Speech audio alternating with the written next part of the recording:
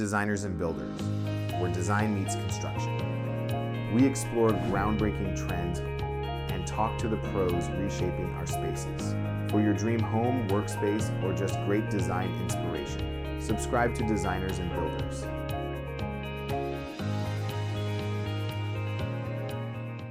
Hey, welcome to today's brand new episode of Designers and Builders. I'm your host, Alyssa Olson, and today we're welcoming Meghan Talarowski, founder and executive director of Studio Ludo. How are you doing today, Meghan? I'm great. How are you? I'm great. Thanks so much for joining us. It's No been problem. a long time coming. Yeah. Yeah, it's so awesome to see you again. I know you've been busy with all sorts of projects. We last saw each other in October at ASLA. Mm-hmm. Feels like a millennia ago. Like 6 months ago. 6 months ago. 6 years, 6 months. Yeah. And you are one of the most renowned playground design experts in the US and possibly the world. So very excited to have you today. Yeah, I'm excited to be here. Yeah. So let's just like scroll all the way back. What's your backstory and what led you to where you are today?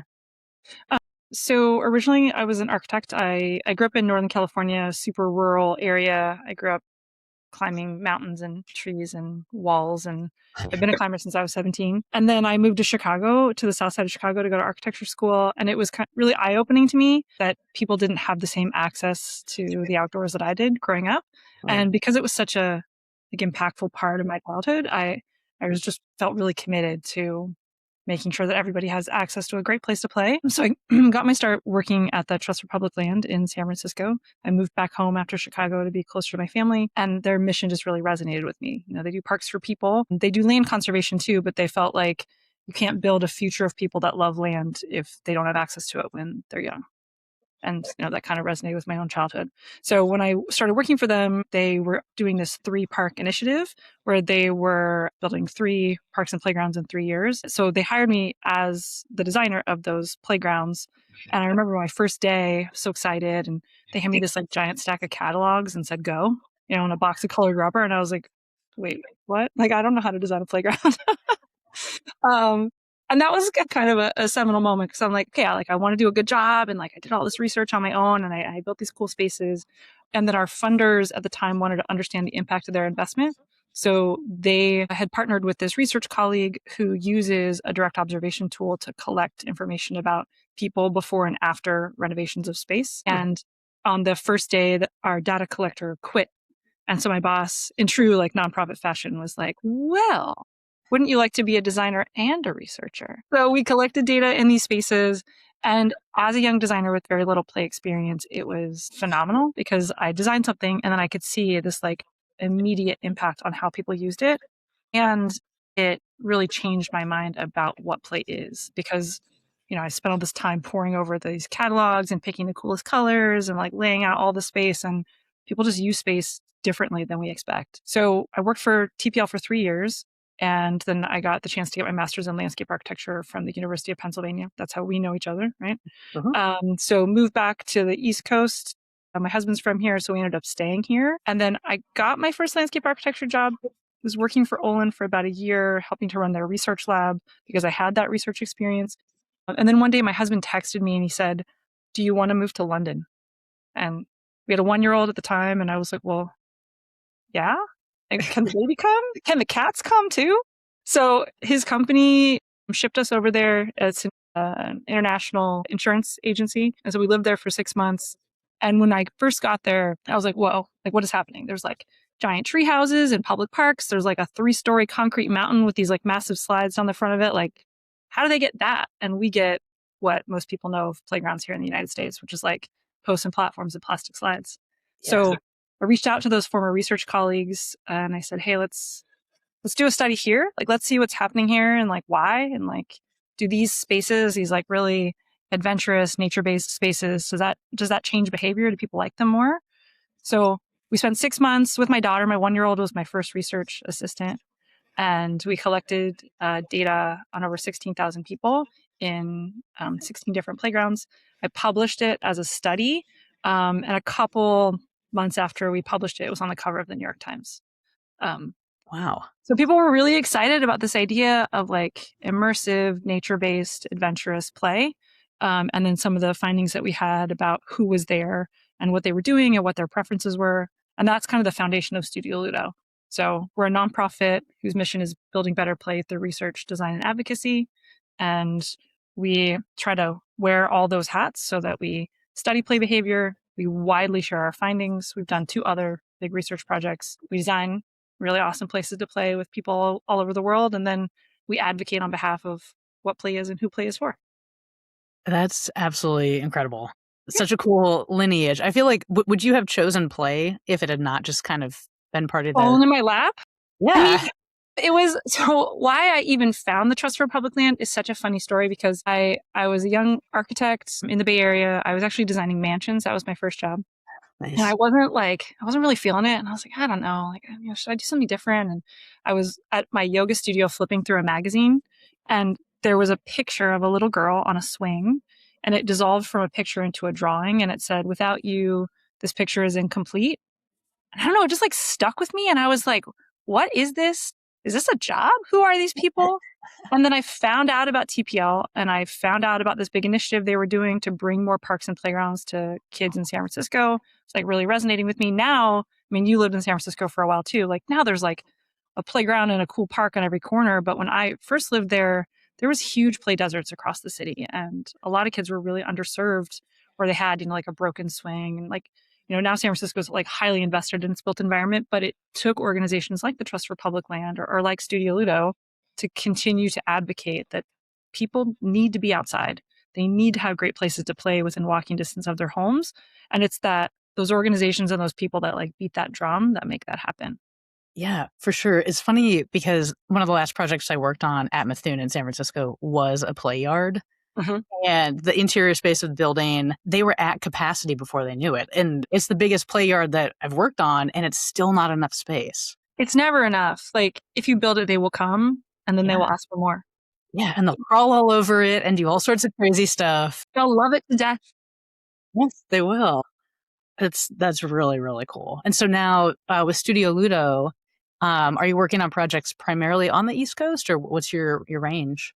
We have projects all over the country. So our research projects are also cross country. Our first one was in London. Then we did one with the city of New York, New York City Parks, because they saw the study and they were like, oh, can we do that here? Like, how is our park and playground system performing? And then based on the findings from those 2 studies, we applied for funding to do the national study of playgrounds, which was completed a couple years ago. So we looked at 60 playgrounds all across the country. We actually visited 100, and my kids got to go with me. My kids are now 10 and 12, but at the time they were very small. They were like, you have the coolest job. You just get to play for a living. But yeah, so from those findings, we published that a couple of years ago. We've had a lot of papers about it. But a big part too is like research isn't enough if it just like lives in academic papers, on a dusty shelf somewhere. So we do a lot of dissemination, a lot of talks. That's why we saw each other at ESLA. I was speaking about our research. And then that informs the work that we do with landscape architects all across the country. So right now we have a couple projects in New York State. We have a project in Kansas City, some work in the Bay Area. We'll have a project in El Paso, like kind of bop around. Yeah. So how do you go about getting those projects? Like, do people already know about you, or are you seeking opportunities? Pretty much people know who we are and what we stand for, and that we have this research-informed approach. It's turned into a checklist of a great place to play. I think one of the things that's always really surprising to people is that half of people in playgrounds aren't kids. They're teens, adults, and seniors. Really? And everyone that works at Studio Ludo is a caregiver themselves. So we are always advocating on behalf of those other half of users. Are we taking care of people? Is there a place to sit? Is there some shade? A bathroom? Coffee shop, maybe? To make it a whole place. And we always say, like, it's not enough to create a great place to play if you don't create a great place to stay. And the staying power of those spaces, I feel like a lot of playgrounds are just like checking a box as opposed to creating a nice park setting where people want to have birthday parties and family reunions and just like hang out with their loved ones. Yeah, for sure. All those kind of magical moments in life. Yeah, absolutely. Of good space, right? Yeah, absolutely. Yeah, another quote of yours, I don't even know where I pulled it from, but it was, play is what keeps us young, keeps us happy, keeps us healthy. Right. So thinking about play across the lifespan. So people come to us because they know we're all about supporting caregivers, but we're all about supporting play throughout life to retain that health and happiness throughout life. So we use being immersed in nature and having adventurous risk-taking opportunities that are age appropriate. So our spaces look like they're welcoming to everyone. And so I think that's why people keep coming back to us, is they're like, we know that the spaces you build are so popular because everybody can see themselves in there. I love it when like, a mom or a dad or like a grandparent like sees some like giant tower and they're like, I'm going to do that. Like, I'm going to get up there. Or like their grandkid is like up at the top and they're like heckling them. They're like, you can't make it. And, we talk about like, keeping grownups like moving and healthy. And we're like, oh, we'll put in fitness equipment.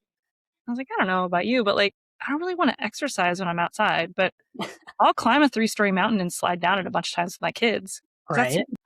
right. So providing like variety of experience, height, speed, opportunities to go woohoo with other people. Like, Yeah. at FDR Park, we designed these 3 really tall tree houses. One has a 30-foot tall slide.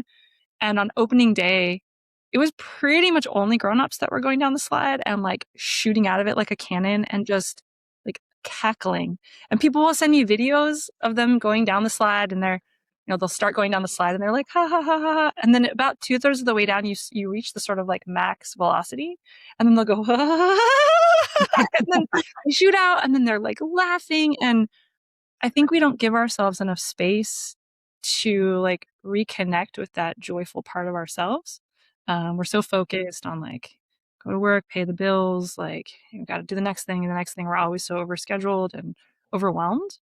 And just to give yourself permission to let go and play is, I think, really valuable. Yeah, for sure. I think we could all use more of that in our lives and not be so deadline driven, more just driven by. I'm still deadline driven, but I also go and cackle on giant slides. Yeah. I did that this morning. Nice. I think that's the true meaning of work-life balance. I think so. Yeah. Yeah. So with pieces like that, how often is it like a manufactured product versus a custom? Like, how do you balance that? Yeah, so we work with all of the play manufacturers on the market and we know the capacity. So what's really nice about having visited 100 different playgrounds to select the ones to study is that we touched and played on and like understand the play value and the manufacturing quality and sort of the why you would go in one direction over another. So we have some favorites, of course, that we have good relationships with and that we really appreciate their design quality and their manufacturing quality, which is what's important to us, is that longevity. But we just try to align our clients in the direction that they want to go. So sometimes it's off the shelf products, sometimes it's the occasional like really zoomy fun thing. Our Arches Playground in Omaha is probably one of our most famous that has this sort of like faceted deck structure that you can climb up and over around. It's like a giant piece of origami and has these huge arched bridges that kind of like jump across the site. So all of those components were all highly custom and very site specific, but we have equally amazing projects where there's a lot of off the shelf components too. So I think it's really client and project specific. Sometimes we get to work with amazing budgets and sometimes we have really small budgets and really pocket parks. And another of our biggest findings is that one of the biggest indicators of use is proximity. So really advocating on access and making sure that, yeah, those destination playgrounds are awesome. They're super fun and they look really cool and like very Instagrammable, but we also have to invest where people are at and making sure that they can walk or ride their bike to a close place to play. And then bringing that same level of design excellence into those pocket parks is as important as those big spaces.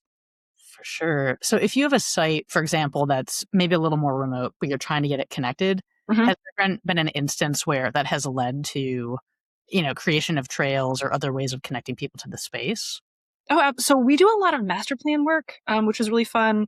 So we're working on Liberty State Park right now with WRT. The Omaha project was actually a master plan that we did with the Office of James Burnett. So we think a lot about like play crumbs or play affordances. So it's something in the environment that invites movement and playfulness and joy and woohoo. It's not prescriptive. And we in our studio, we're all certified playground safety inspectors. We deeply know what the play safety guidelines are and what the requirements are. And we like to use it as like guardrails of possibility. Like some people think it's like a it's like a stick, like no, no, no, you can't do that. You're very in a box. But we like to really like expand upon like what's possible. And then so then use those like play crumbs as a way of like leading people through, and they like find these little moments of joy in a really large expanse, so like a little climbable piece of art or a boulder stack, or you just find some like random hill slides or a giant swing at the top of a ridge. Those aren't playgrounds, but they're playable moments. Yeah, that's so cool. I always think of kind of rules and regulations as these like invisible metrics. Mhm. But it's like once you have those in place, that's where your creative opportunities really come from. Totally. Because what's really nice as a climber and having like decades of experience working with my own body in movement and being like in crazy positions and upside down, and then working with really young children. I used to teach kids how to climb. So I've worked with kids like 4 to 13 was kind of my like sweet spot age range. And then myself, I've climbed 17 to, I'm not going to tell you how old I am now. um, and so it's understanding how bodies move through space, when under pressure from gravity, or if they're pulling, if they're swinging, if they're spinning. So we call them bodies out of control. So we don't want bodies out of control slamming into other bodies or slamming into structures, or if they hit the ground, we want to make sure that they have like a somewhat cushioned landing. There's a lot of different materials to do that. And that's pretty much it. Like, we're not guaranteeing that when you're in a play space, you're not going to be harmed. The guidelines say that you're not going to have catastrophic harm. You're not going to have a life-threatening or debilitating injury. And I think there's a lot of room within that, because when you bring in opportunities for adventure and challenge, you're widening your age range, because we say that playgrounds go up to the age of 12, and everyone knows that's not true. Like, kids are aging out of playgrounds when they're like 7 or 8 years old, because been there, done that. Like, they did the thing, they climbed it, they slid, and that's the end. So we try to integrate a lot of like climbing walls and parkour and more like open-ended net things that don't dictate movement patterns, and also are inviting for older users like teens and adults to climb and be with their family members. For sure. Yeah, that's something I've found interesting in my limited experience with playground design or incorporating play elements is, a lot of these projects, it's like 0 to 2, 2 to 5, 5 to 12, but it's also just often a singular piece. And like you're saying, doesn't really have that flexibility. And also the market for teens and adults is often completely overlooked, right? So what's really fun about knowing the guidelines really deeply is that you can push up at the edge of them. So in Philadelphia, we were really, really lucky to partner with WRT on the Anna C. Verna playground in FTR Park, which is a gorgeous Olmsted Park. It has this like beautiful stone pavilion, and it was like, well, no pressure to design a kick-ass playground like right across from this like amazing architectural moment in the middle of an Olmsted Park. A little scary at first. And so it's like nestled in the curve of a lagoon. It's one of the stopovers on the Atlantic Flyway. So it's just full of birds and these like gorgeous mature trees. And it already has like kind of a tree climbing culture because the trees are so old. So people are already like kind of like up in the trees anyway. So we decided to use the curve as an opportunity to bring in the mega swing, which is the largest swing set in North America. And 30 different people can swing together at the same time on this swing and like look out over the lagoon and like listen to the birds. And it's just a really lovely experience for everyone. And so people go to this park. It's not fenced. It doesn't have any like signs that say no grown-ups allowed, which is important, I think. So they don't feel weird when they're like coming into the space. But bird watchers will be there, or people that are going to like walk their dog, and then they see the swing and it just like lights them up, and then they go and like they feel like a kid again, right? Yeah.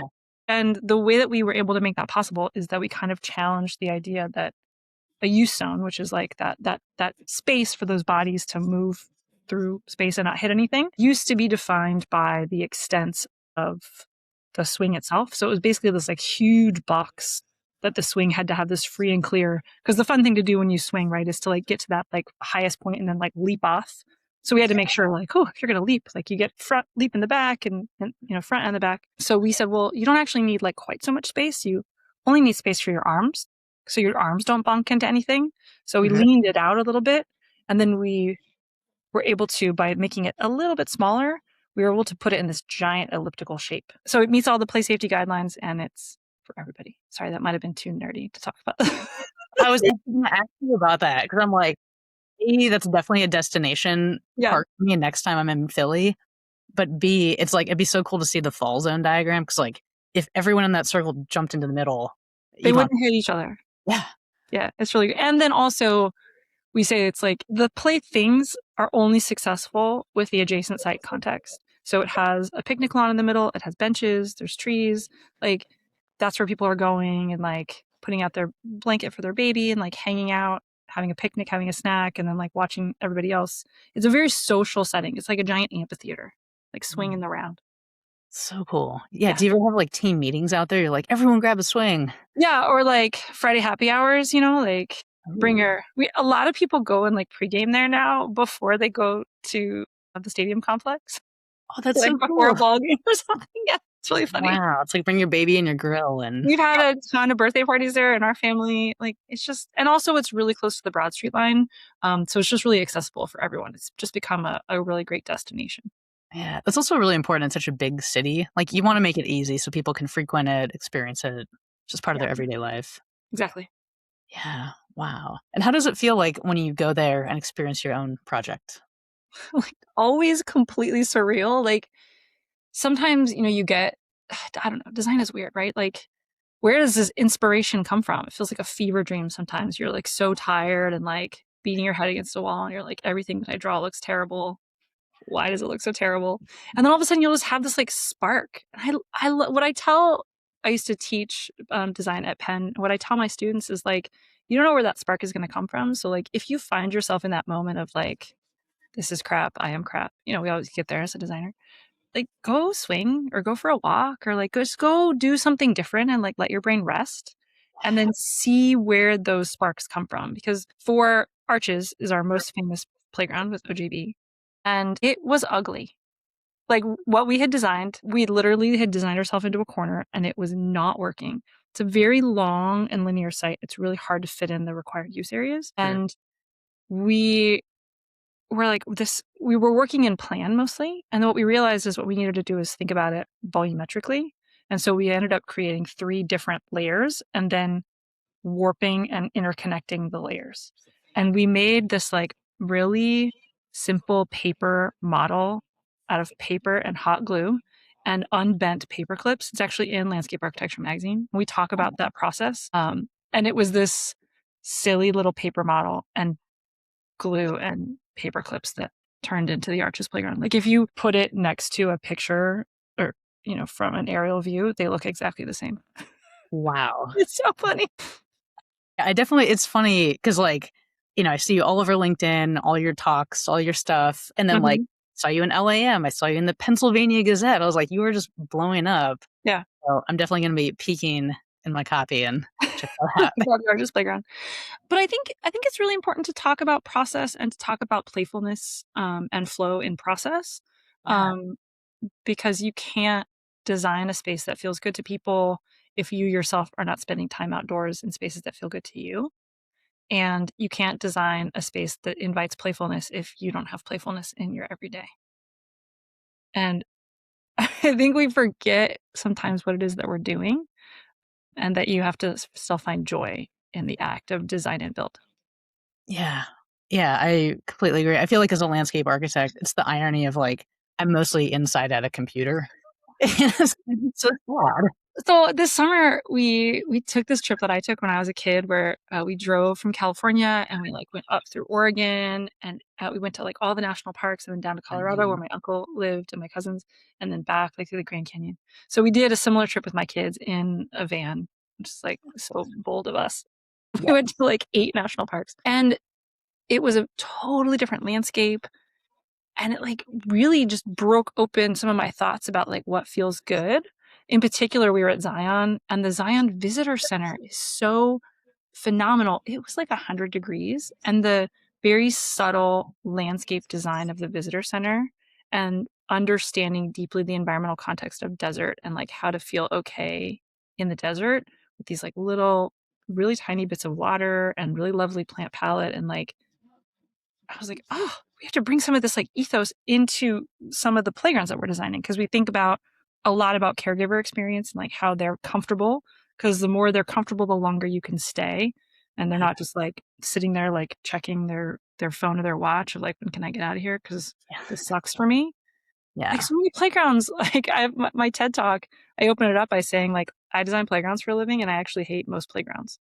And people were like, I'm like, true, like they're not designed for me, even though they know I'm there, but they don't really seemingly care. They're like, we, got the slide, check, got the swing, check, got the rubber, check, done. Right? Yeah. It's like, can there be some plants here or some trees or some benches? Like, can it be a park? I couldn't agree more. I can't tell you how many client conversations we've had where it's like, can we please install some trees to have Can we shade? please put in some trees? So another huge finding. So the major reason people go to play is it's close to their homes, right? So that means we're advocating for a distilled approach of putting in all these little pocket parks all over the city, in addition to destination play, right? Because destination play has its own value.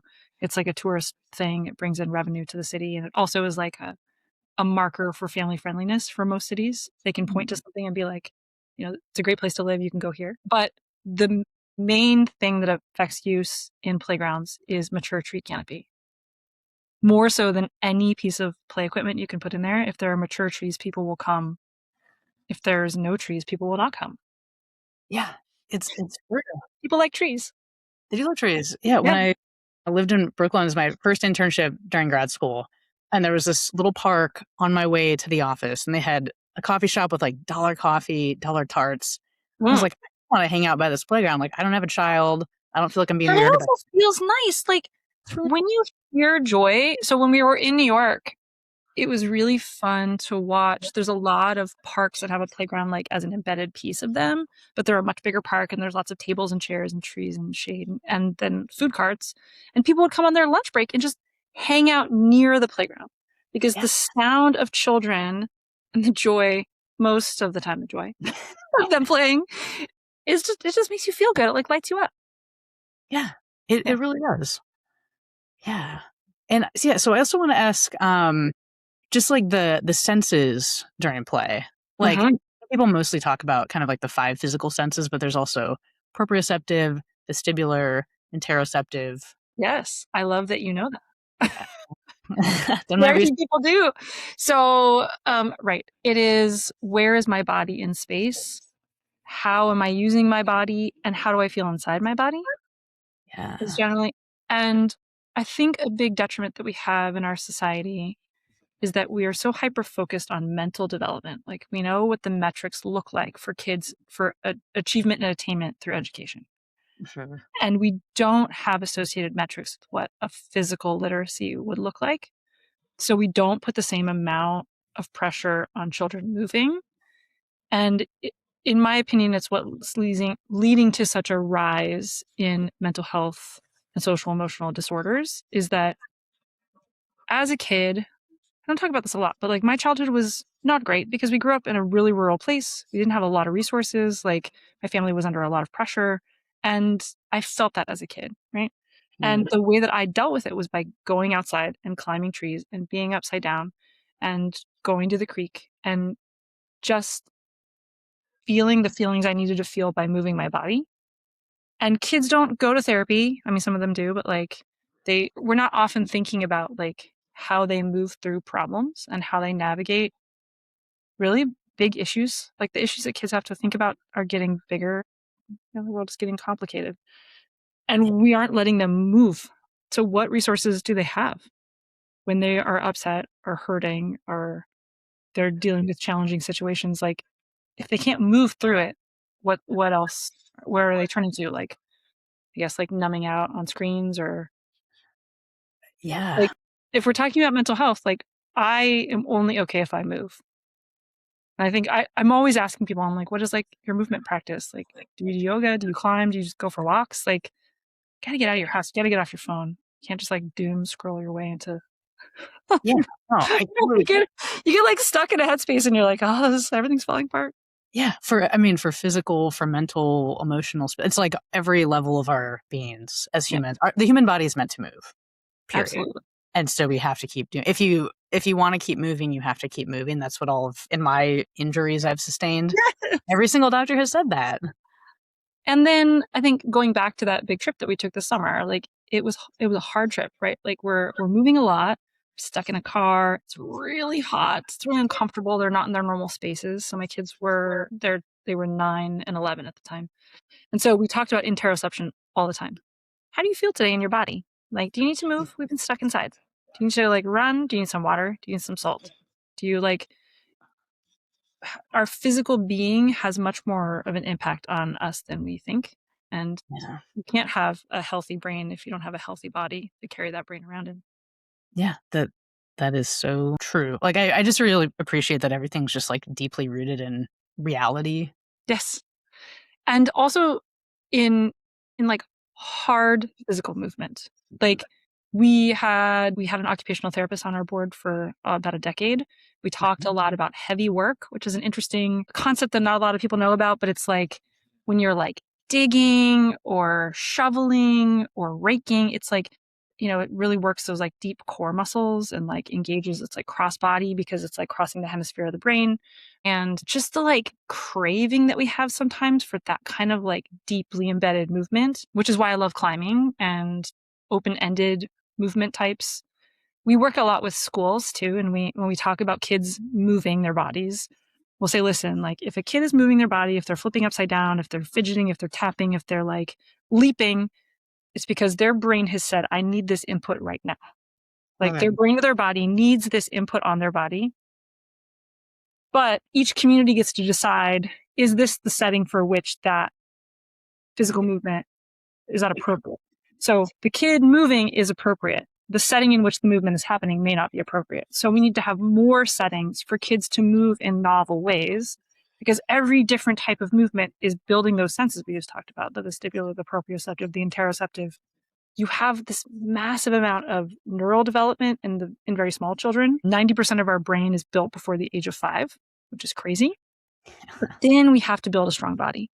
And it's that foundational movement patterns in middle childhood, like through early teen years, that actually set a foundation for health for the rest of your life. And if you don't have high quality movement patterns in childhood, and especially in your teenage years, you will become much more sedentary. There's a lot of research that shows like you have to get used to moving and feel good about moving. Wow. That's kind of mind-blowing. It's like you think about adulthood patterns in your lifestyle, and then the fact that it came back to a time that you couldn't really necessarily control. Like, it's more about the nurture, part nature, part nurture, but a lot nurture. And like an exposure, just like letting kids go. Kids are so highly controlled now. We grew up a little bit generationally at different times, but I had so much freedom of movement as a child. Yeah, To just hop on my bike and go see my friends. And there's a lot of things that have led to the restriction of children's freedoms, like the rise of the automobile, how big cars are now, how fast they go, people being distracted on their phones. But being able to have that sense of like autonomy and personal agency to move and to be with people that you love, like your friends and loved ones. Kids need more opportunities to do that.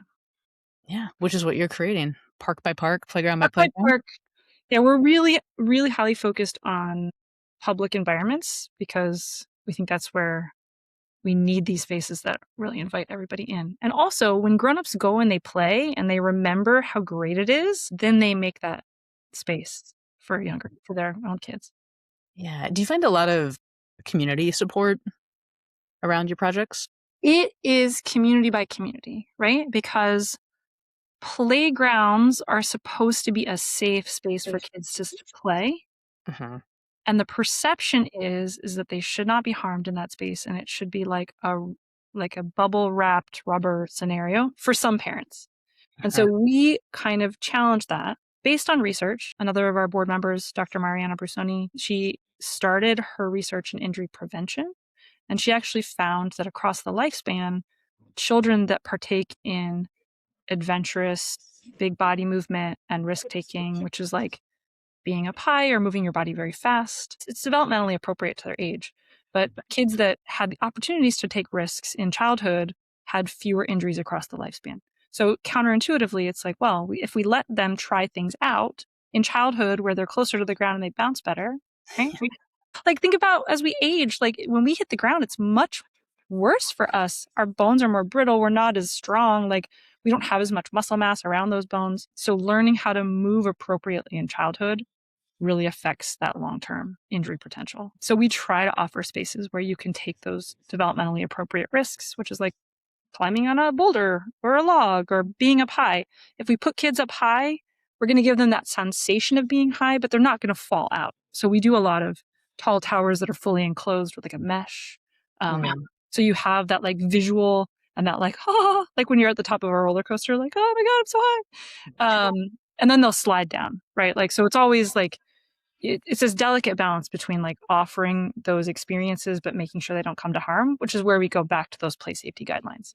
So I think people like the more exposure they get, the more they understand the research. They're like, oh, this is good. And we actually maybe have gone a little bit too far into this like hyper safety, and it's doing kids harm. They're not moving. They're on screens all the time. Their like levels of obesity are rising.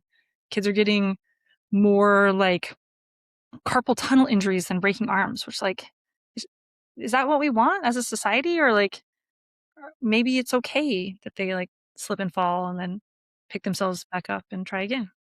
Yeah. Yeah, I know. I hate to say it, but on one of the playgrounds I designed, a girl like, slid a little too hard and bumped her head and was bawling.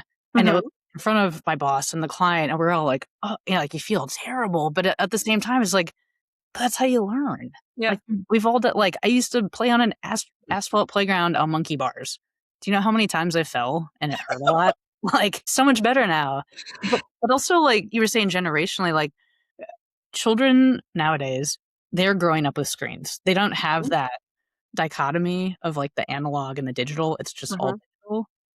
And so I find it's all the more important to encourage kids to get out and to just be part of the world and explore and play and have that risk. So healthy brains and bodies are built with diversity of experience. The more exposure to variety of experience, the more varied like neural pathways they will build, the stronger their bodies will be, the more they will delight in those types of experiences. So our goal is to create resilient kids and resilient people. Like we all know, like we want people that are like risk takers and innovators and and I'm like, but that like goal that we want is not being built in the childhoods we've created. So if we want those kind of people, we have to like let back on the reins a little bit and be like, okay, like, and I'm a parent too. And like, I'm a pretty risk-taking person, but with my children, I was like, oh God, like, oh no, like the amount of times they've gotten those like boo-boos and broken bones. And it's like, oh God, am I a bad parent?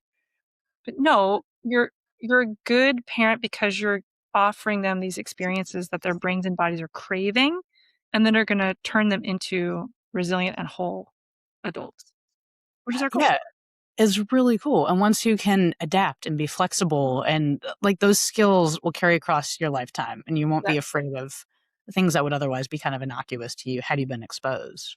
And when you have small physical harms in childhood and you learn how to dust yourself off and like sort of like self-check, like, am I okay? Then that foundation leads to other, am I okay? Like, am I okay taking social risks? Am I okay like taking financial risks, like starting my own company? Like, and you have to like strike that balance as a caregiver. Like, am I okay with them taking these risks? Who am I trying to raise? Such good questions. Yeah. So is there something you find just like professionally that's like lacking in the field, or something that you would improve upon? It is this sense of what a playground is. And we have limited exposure in our brains. Like at this point now, people have a very fixed idea of what a playground is, which is why it was so surprising to go to Europe and be like, what? Like, I didn't know you could do giant tree houses and huge mountains that you can slide down. Like there's like a sign it's at the top. It's like slide at your own risk, must be 8 years old or 8+ in order to slide down the slide. Okay. It was just so eye-opening. And I think people's exposure, because a lot of Americans don't travel outside the country, and they're like, this is what it is. This is what it looks like. It's always looked like this. And they forget what it's like to be like in the woods or climbing a tree or like mucking in a creek. Like, I don't know what I was doing in the creek. I was just like digging. I was just digging. I don't know. Yeah. Being weird. I was like making potions out of God knows what, not drinking it. And so that has a lot of value, but we've crafted these childhoods that don't have those experiences. And I think just kind of taking a step back and being like, could we do better? Like, could we have these like immersive public spaces? And I think more and more people are starting to realize, yes, that is what we want. And so that's why people are coming to us and they're like, hey, I think you can help me do this. Like, we're aligned in our values and we want the same things. And we want to create these like resilient communities and grown-ups, and we want them to have a real deep appreciation of playing outdoors in these immersive natural settings and like celebrating nature instead of like not having a single plant in a play space. Yeah, absolutely. Yeah, it's celebration of life and all the joys, right? Yeah. Yeah, it's so playful, and I love that concept of like crafting childhood. I feel like that could be like one of your next publications. Add it to my list. We have a long list at this point. Yeah. So, yeah, like what's on the horizon for you? Like, what's coming up? We are working on so many really amazing projects right now that are really related to climate resilience and are really about play across the lifespan.